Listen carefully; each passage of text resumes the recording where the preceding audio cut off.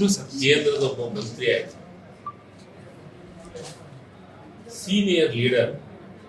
ನಾಚಿ ಬರ್ತೈತೆ, ನಕಲಿ ಎನ್ಕೌಂಟ್ರು ಇದೆಲ್ಲ ಮಾಡೋದೇ ಈ ಯುಗನ ಇದು. ಅವರು ಇನ್ನು ಗುಜರಾತ್ನಾಗಿದ್ದಾಗ ಕಾಣಿಸ್ತೈತೆ.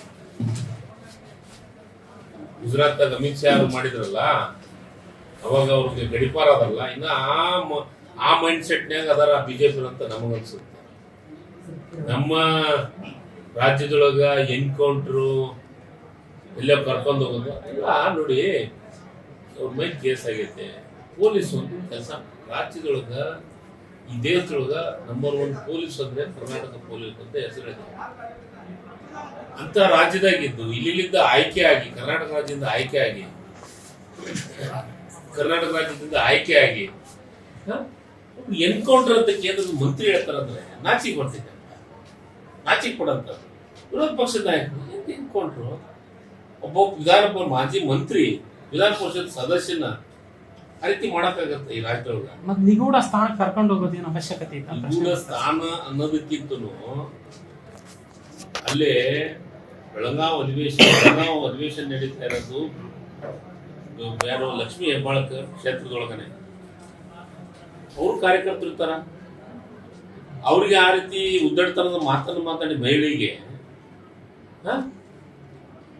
ಇದು ಬಳಕೆ ಮಾಡೋಂಥ ಪದನ ಈ ರಾಜ್ಯದ ಹೆಣ್ಮಗಳಿಗೆ ಆ ರೀತಿ ಬಳಕೆ ಮಾಡಿದ ಮೇಲೆ ಸಹಜ ಕ್ಷೇತ್ರದೊಳಗ ಅವ್ರದೇ ಆದಂತ ಅಭಿಮಾನಿಗಳು ಇರ್ತಾರೆ, ಇರಾಗಲ್ಲ. ಇದಕ್ಕೆಲ್ಲ ಸಪೋರ್ಟ್ ಮಾಡಕತ್ತಾರಲ್ಲ, ಇಂಥ ಪದಕ್ಕೆ ಮಾತಾಡ್ಲಿ ಅಂತ ಸಪೋರ್ಟ್ ಮಾಡೋದು ಬಿಜೆಪಿ ಸಂಸ್ಕಾರ ಸಂಸ್ಕೃತಿ. ಇಂಥದಕ್ಕ ಈ ಭಾಷೆಗೆ ಸಪೋರ್ಟ್ ಮಾಡೋಂಥ ಪರಿಸ್ಥಿತಿ ಈಗ ಬಂದ್ಬಿಟ್ಟಿದೆ ಬಿಜೆಪಿ ಅವರು. ನೀವು ಸಪೋರ್ಟ್ ಮಾಡಬೇಕು, ಸತ್ಯಾಸತ್ಯತೆಗೆ ಹಿಡ್ಕೊಂಡು ಸಪೋರ್ಟ್ ಮಾಡಿ.